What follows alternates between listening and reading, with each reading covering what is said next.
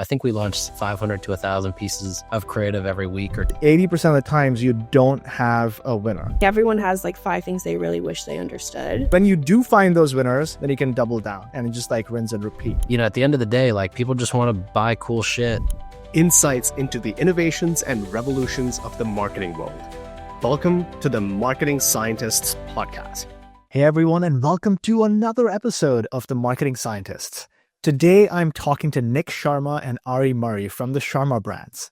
They co-lead this agency and work with D2C companies, retail companies, consumer companies on taking their brands to market with compelling campaigns. In this conversation, we talked about navigating AI, the D2C to retail transition, and all the dynamics that are associated with retail, measurement challenges, and much, much more. So let's jump straight in. Nick, Ari, thank you for joining. This is going to be a ton of fun. Of course. So Thank you. I think this is our first episode where we have 2 founders, 2 growth specialists at the same time.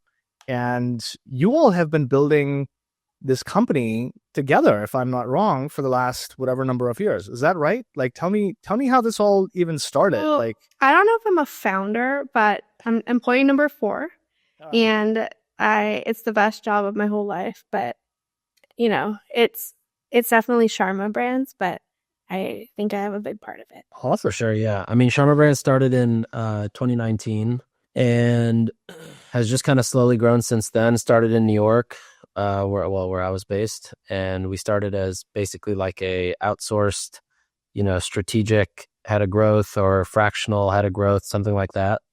And, we could basically just come in and make a project happen. So if a brand was going direct to consumer, if somebody's Facebook account was messed up, all the pieces around that were the pieces we would handle, whether it was email or welcome flows or, measurement or media buying or creative or organic social, whatever it was.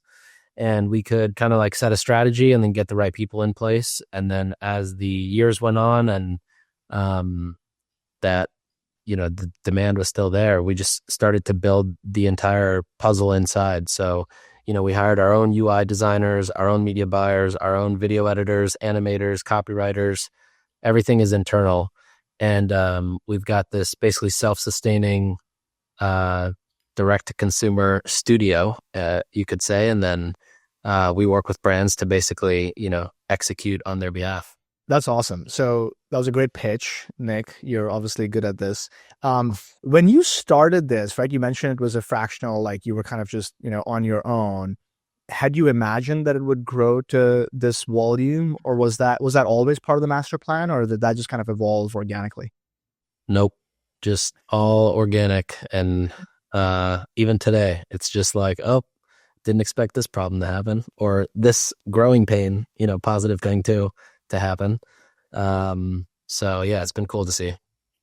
And, I often talk about this with folks who are starting their own agencies or have been doing agency work right now, where there's all this talk about how AI is going to change agency structures and, workflows and pricing models and all that fun stuff. You all are at the cutting edge. I see you two as kind of owning what the future is going to look like. So how are you all thinking about it? Or you're not thinking about it because it's all hype and like doesn't matter. Customers still need to get their work done. And, I'm curious, what do you think? Yeah, I think AI is part of our process, but it's been part of our process since it's become like functional. So I don't feel like it's a threat to what we do, because a lot of what we do is the information is available if someone's seeking already. You can learn anything that we do. You could become a developer. You could become a Figma expert. You could become someone who understands data. But people don't do that. People do what they're great at, and we don't do what we're not great at. And what we happen to be great at, I think, is still very much in demand. But we will use AI to become stronger. And we have clients that will check our recommendations against Gemini, which is great because we already checked it first before we sent it. And I think that that's like the future, is we are with the times, but I mean, we're really busy. So I think we're okay for now. Okay, that's very cool. You said a couple of things that stood out to me. You said Gemini and not ChatGPT. Was there a reason you said there's a whole story. For this particular case, this client prefers Gemini for this specific use case of what they're using it for. And we use ChatGPT, but then we're requested to switch to Gemini. We have agency accounts on everything. We're checking multiple models of multiple everything, and everyone on our team has their own workflow, but the requirement is AI. And in every person's results, which we write, they need to demonstrate that they're using AI in their experience. Wow, that's pretty cool. What was special about this brand where they want to like check it against? I don't know if you're able to share, but like give me a little bit more about what they're doing there. So it's specific to Google and to YouTube, and Gemini, as Gemini has, in our experience from using Gemini in this specific use case, but also just in their experience of trust of it, they expect Gemini to be stronger on a Google YouTube recommendation. So it's hard to fight. Got it. Okay. That's very interesting. And so you all do, is it fair to say that, Nick, you do mostly D2C, or have you sort of gone broader than that and it's like, retail and SaaS and other things as well? We have clients that sell in retail, and a lot of what we do can be supporting driving that retail sell through, but we haven't worked on any SaaS yet. Still in the world of consumer brands. Gotcha. One of the things that I find interesting, and tell me if you agree or disagree, that for brands to really break through, at some point, you are going to go from D2C to, being sort of multiple sales channels, right? You're going to go to Amazon, you're going to go to retail, you're going to strike those partnerships. Are you seeing more and more of that coming out into 2025? Or is it still like, no, we can continue to scale D2C forever? Like, what are you all seeing from a brand side? I agree. DTC is basically a channel as big as you can make it to be, either by driving enough content that creates demand or paying for the demand, like through ads. If you have a brand that has a ton of awareness and you can tap into retail where you can confidently drive sell-through, then I think it makes a lot of sense to turn that on. That's basically, the ingredient most people don't have going into retail is the awareness and the intent for people to buy. So if you've got that as a direct consumer brand, that generally also means you understand the messaging that's going to work, the creative that's going to work. You've got people in those regions that can go in and be your first buyers. I think it makes a lot of sense to go turn the retail faucet on. Do you see that happening at a certain stage of revenue, or do you think that's something that brands should be trying very early on? Like, what is the typical trend that you all see? What is the trigger when you're ready to go to retail? I think honestly, you could say maybe it's around like the 30 million mark, but like there's so many use cases of brands that are at 8 million that go into retail and just end up clicking really well, or brands that launch that have a celebrity attached to it, and so they launch in retail from the get-go. I feel like it's really more just about making sure you can you have a good ratio of like awareness to retail distribution points. If you've got too many distribution points and not enough awareness, you're not going to be able to drive sell-through. If you're a new brand, like I remember when Imi Ramen, have you heard of that one? Yeah, I have actually. Yeah. So like when Imi launched, they launched in Whole Foods, and they were able to drive sell-through at Whole Foods because they had good e-commerce business, or good e-commerce or community from their e-commerce business that they could deploy into their stores. And now I think they're in much more, larger nationwide retail chains. But they, if they had started at that point, they probably wouldn't have had the same level of success because they didn't have that awareness to distribution point ratio. I also think it depends on what the retail experience is and what stores and doors you're trying to go into, because we have a brand that launched into Arowan as their first store on their first day in business, and that's good for business. That logo we then take onto the site, we take into our ads, and it's paired with other products. No matter how it sells at Arowan, they happen to sell really well and are like in the smoothies, and that's worked out really great. But I think you don't want to be in every door the way you don't want to be on every marketplace online, the way you don't want to be like fighting to the bottom. And I think if you've got the margin for a successful D2C brand and you've got a lot of margin, then retail also makes a ton of sense. If you can get into Sephora and you're a beauty brand at launch, that logo improve, or Credo if you're clean, whatever it is, I think it's just about where you start and also where you're planning to go when you develop the product and set the price, because you can't just afford to go into every door that will take you. Even if you're making 30 million, you might just have to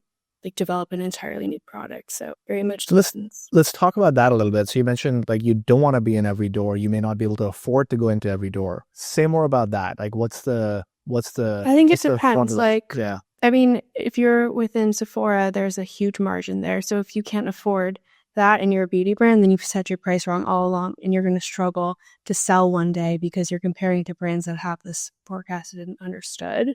I think sometimes brands learn the hard way on D2C too, where you're shipping heavy bottles of liquid and you could be shipping a powder. And I think sometimes at the beginning, you should have a plan for retail or an understanding if you're going to be a retail brand. And if you're not going to be a retail brand, a reason why. But if you can't afford to be a retail brand, you also probably can't afford choppy waters on D2C. So I think it's just about the beginning of who's like doing this model.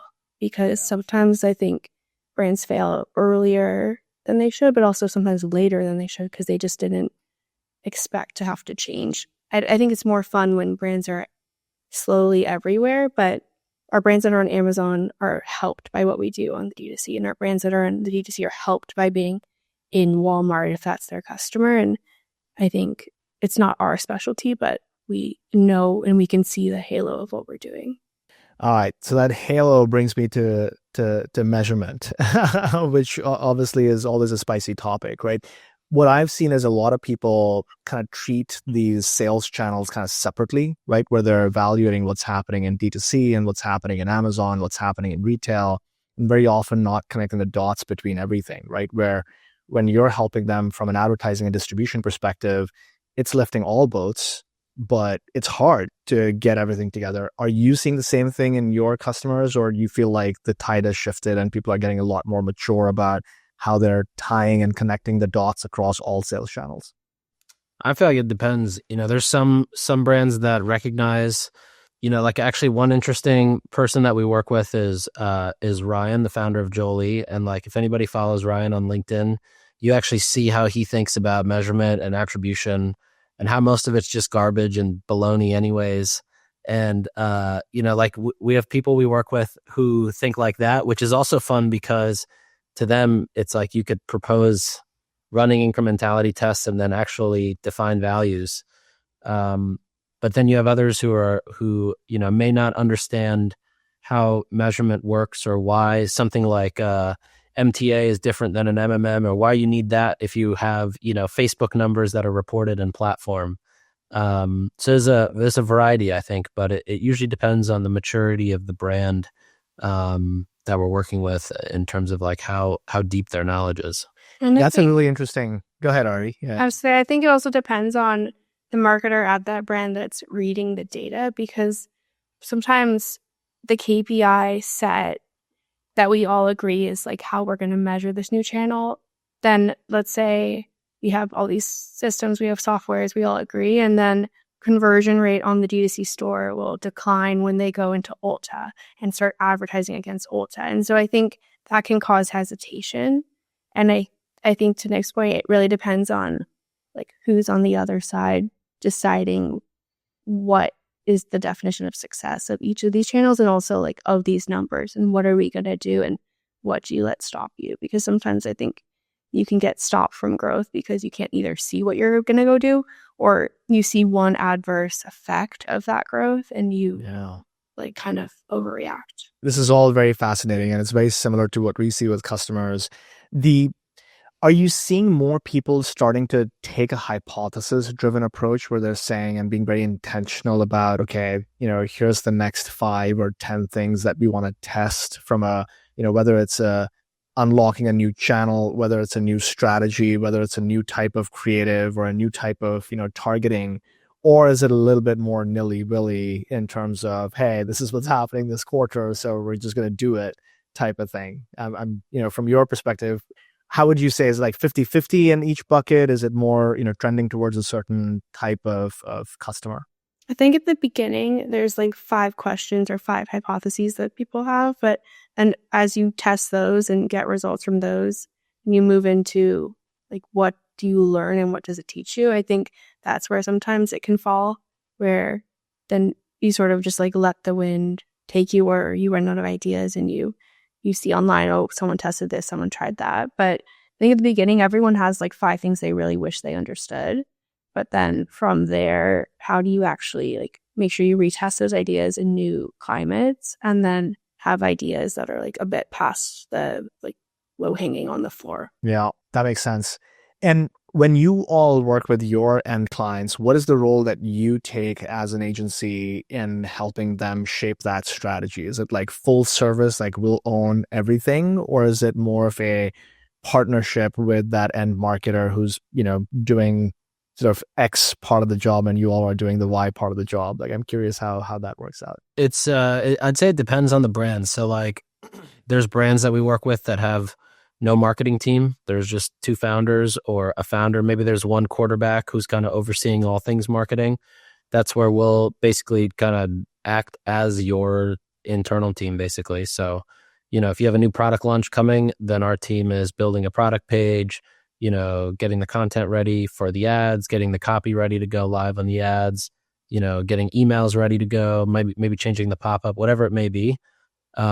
And then there's other instances where brands have a full internal marketing team, a full creative team, and we kind of work with them to basically make sure that they've got what they need to stay efficient. So it kind of depends. There's some brands that have a small marketing team, so it's kind of a hybrid approach, but it's usually one of those 3. Do you prefer one or the other? Not necessarily. I think it's as long as there's like clear communication of what the strategy is and what we're executing and everybody's aligned there, I don't think it really matters. And sometimes if they're not strong in marketing, they're exceptional at product. And so they built a product that is easier for us to sell. And that's where they spend their time. And that can work better than sometimes if there's a team of 40 marketers. But sometimes we find a team of 40 marketers that are so smart that you learn from and you bounce ideas off. And because we're an agency, we can see more than one thing. And I think that's really helpful to even like the best marketer. All right. So I want to dig into what's happening on the channels and the strategies. You mentioned, right, but you see a lot. You all are probably looking at billions of dollars in revenue and ad investments. What are the 3 or 4 things that are popping off in 2025? I know it's a tough environment. So first, couching that, right? I know that a lot of brands are struggling or maybe sort of seeing softness. Or at least that's what I see on Twitter, but tell me if I'm like wrong. Our portfolio is pretty like resistant. There's one customer who's like struggling and, kind of trying to figure out sort of where to get growth from. But what's popping off in Q1 and where are you seeing sort of softness or things that are maybe like time to reevaluate things? What's top of mind for you all? What do you say, Ari? I would say what's popping off is newness, and that's never been new, but I think now, especially if someone's having a soft channel, I think what we're doing to either actually launch something new and to support that go-to-market and to spend a lot of time and energy on that creative and that funnel, that's really helpful. Or also just demonstrating to a new audience, like a new urgent way to buy this product or the scarcity of that product. So I think it's not that we have a single channel that's working best. We also are lucky that a lot of our brands are really succeeding so far this year. And I know that's not exactly true for everyone. We also have a specific book of business that is usually able to withstand. But I think for me, the biggest trend is a bit of just like faked urgency that usually sometimes maybe people leave into Q4. We've like kept it and brought it, and the ads and the emails and the subject lines and the homepage copy that speaks to like specific numbers, speaks to like moving now. That is what works the best. Maybe that's always worked the best, but I feel like we found a pocket of what that looks like and we just keep doing it in new ways. And it's been really helpful just to not just comp to last year, but to try to comp towards like, what is this go-to-market of this next product and how many are we going to release and how much are we going to give and take away and build momentum. I think that's like the only consistency across all of our brands, that we're just a bit more aggressive in the message of why right now. Cool. All right. So urgency, I get that one. Is there anything else that's top of mind for you all and your brands that's I don't know. I mean, I think anyways, marketing is really just a matter of figuring out like, how do you make this seem like a no-brainer to somebody in whatever the current context of the of their environment is, whether they're, a mom who's getting ready for spring break or summer break, or, somebody who's like about to start gifting for the holidays. So I feel like the newness thing, it's hard to even say anything because that's going to be irrelevant in 2 months, and then it's never going to be relevant again. But there's always, I think we launched probably 500 to 1,000 pieces of creative every week or 2 weeks. So we're always testing a bunch of new stuff, even at small levels, to see if there's any changes around messaging or positioning or trends or, whatever's driving the clicks these days. Got it. That's an interesting point, right? So basically staying on top. So there's something about newness, right? Which is like you're always trying something new and fresh and creative and still sort of relevant. And Nick, you're talking about sort of plugging into culture, right? What is happening top of mind right now for your audience? And that's just sort of always, going on. There's some new trend in or some event that's happening in their life and tying back to that. It's very fashionable in media buying cycles to talk about this new channel is doing amazing. This new channel is doing amazing, right? We heard a lot about that with AppLoving in Q3, Q4. I feel like it's quieted down a little bit now. But when you see something like that, I'm sure your customers come to you and like, hey, let's test AppLoving, right? That's the next hot thing. How do you approach that conversation, and how do you sort of qualify, like, is it the right time? Is it not the right time? Do we just go jump in?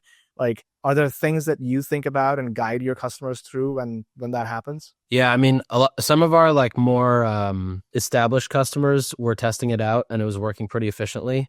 Usually whenever I see something like that, I like to go talk to the people who are running it and seeing what they're seeing and understanding how are they approaching creative, how do exclusions and inclusions work? How is tracking done?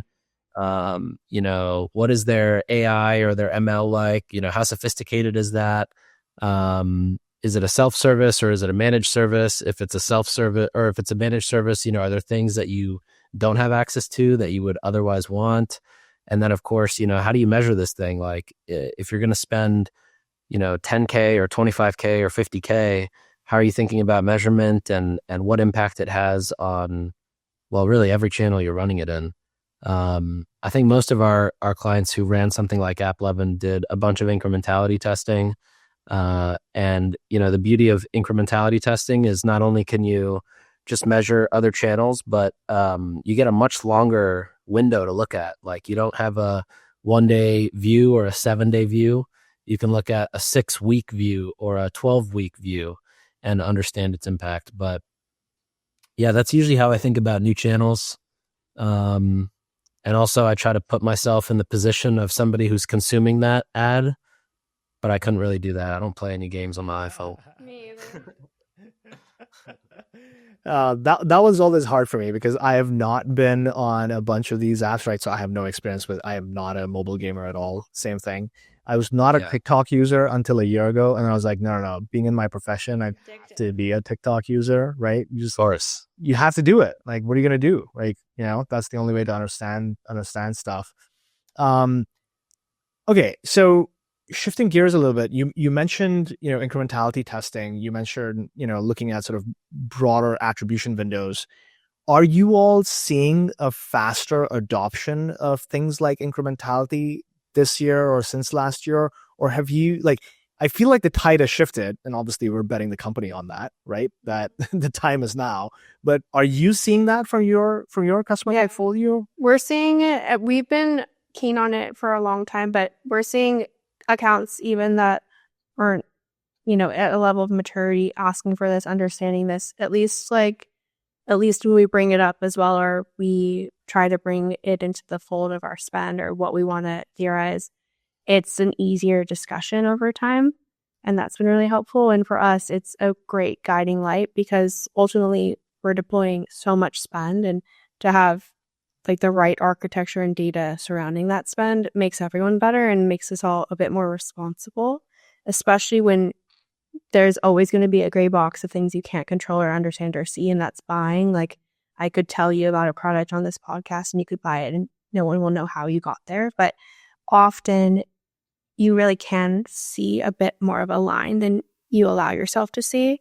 And I think that more than ever, our brands are trying to understand and patient to understand and willing to test and willing also to get like inconclusive results back and not give up at each test. And it's refreshing. Oh my God, that is so critical, because sometimes people have this expectation, we're going to run a test and it's going to be incremental. It's like, Right. no.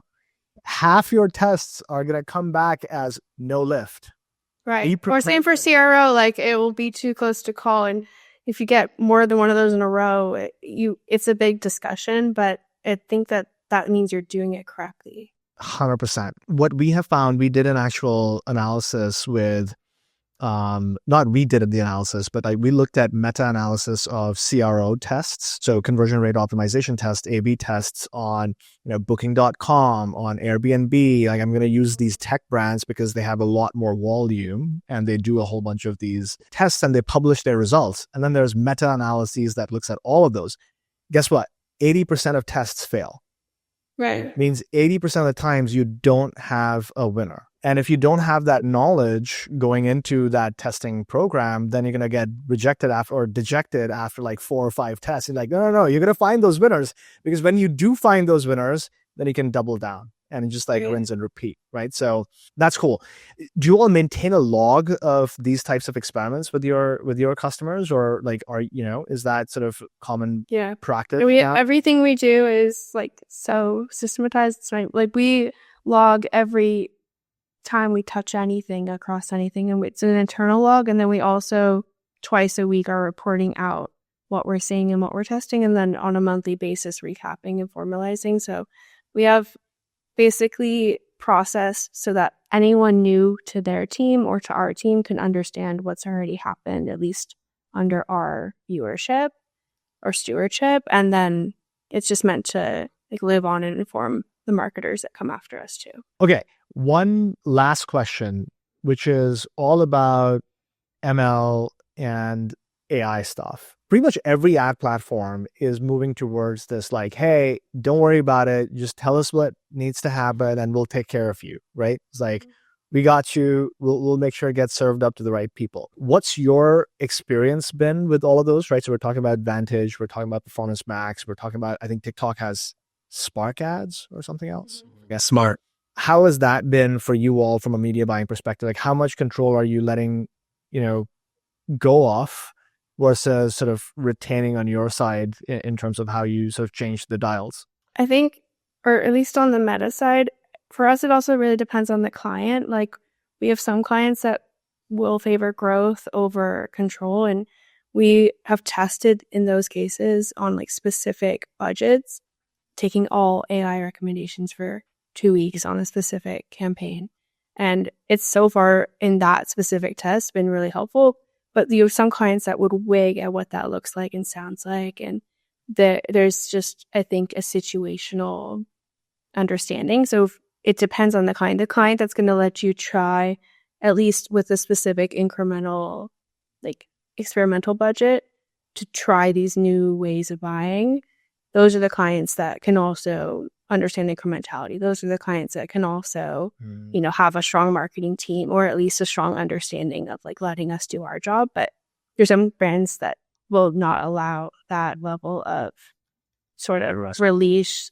Like, it just, you have to sort of play it. But so far in those limited tests, we have learned a lot and it's been helpful, but we also aren't just going to adapt an entire ad account from, a couple months of data.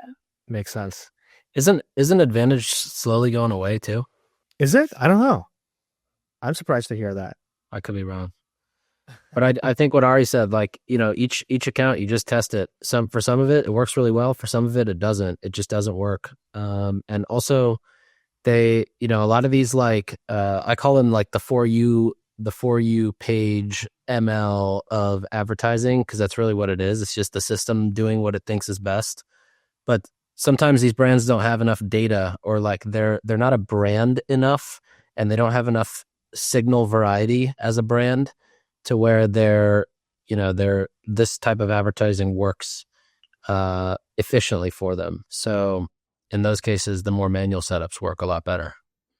Got it. Okay. I lied when I said this was the last question. I'm going to end it on creativity since we are talking about, ultimately this is a creative profession. How do you all foster creativity? What are the things that you all keep top of mind when you're encouraging your teammates or your client teams to come up with new out of the box ideas? Are there things that you would, leave our audience with? Like here's like 5 things that you should do. Curious what comes top of mind. I always just think back to like putting yourself in that person, in the customer's shoe, like if we get so caught up in playbooks and what's worked well for other brands and what strategies worked well 6 months ago and what type of bidding strategy you should use versus not. And, at the end of the day, like people just want to buy cool shit and do it in a way where they figure out that they found the next cool thing. And so I don't know. I always just think that, at the end of the day, you got to just like remember you're just selling products. And if you've got something good to sell, then you just need to explain why somebody should try it. So I think that helps with just also, keeping the creativity alive. Even internally, it's like you don't have to follow a certain playbook. You don't have to copy what you did before. You can just try new stuff. If you have an idea, let's try it. It's marketing. Everything, you can throw everything against the wall, measure it, and see if it works or not. Totally. And for me, I'm like a huge shopper. It's my entire identity. And so there's so much you can learn from just like being interested in your profession as someone who like is buying things online all the time and who's at least like not buying things online all the time and for a specific reason.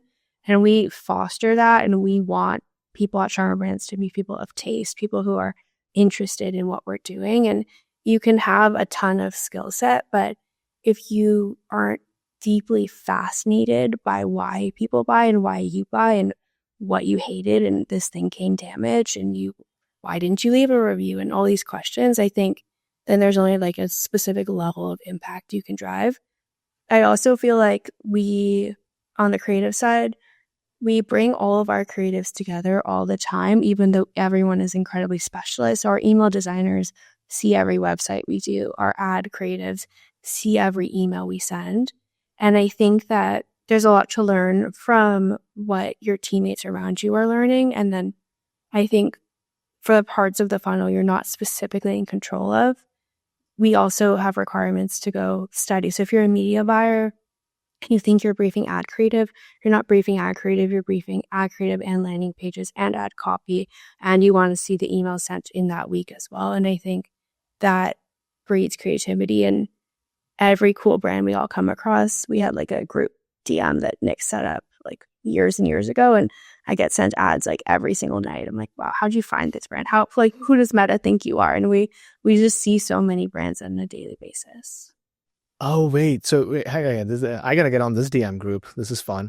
Wait, so this is all of your customers or this is just... No, it's everyone at Sharma Brand. Every ad we're sent that we like or every landing page where we serve that is broken and that we want to share. It's your joint swipe file. I like it. Yeah. Yeah, totally. With our opinions. Swipe file. With your opinions. I like it. I just take screenshots. So like my phone is full of screenshots of both, B2C and C2C. That's the old way. It's the old way, Anna. Man. I got to start a DM with my team now. This is fun. Awesome. Well, Nick, Ari, thank you so much for joining me. I know, Nick, you have a bunch of stuff going on online. You have your own pod, which I've been listening to and loving, by the way. So thank you. Keep it up. You have a newsletter. You have a community, right? If I understand correctly.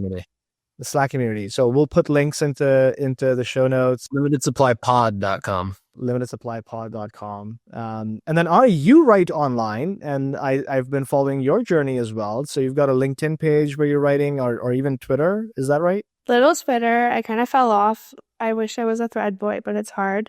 And then I have a D2C newsletter that has like 60,000 readers, and it's kind of like a shopping column. What is it called? It's called Go to Millions. Go to Millions. Millions. All right. Well, thank you both for joining. This was a lot of fun. We'll do it again in a few months when we have new topics to talk about, and hope this was fun for you.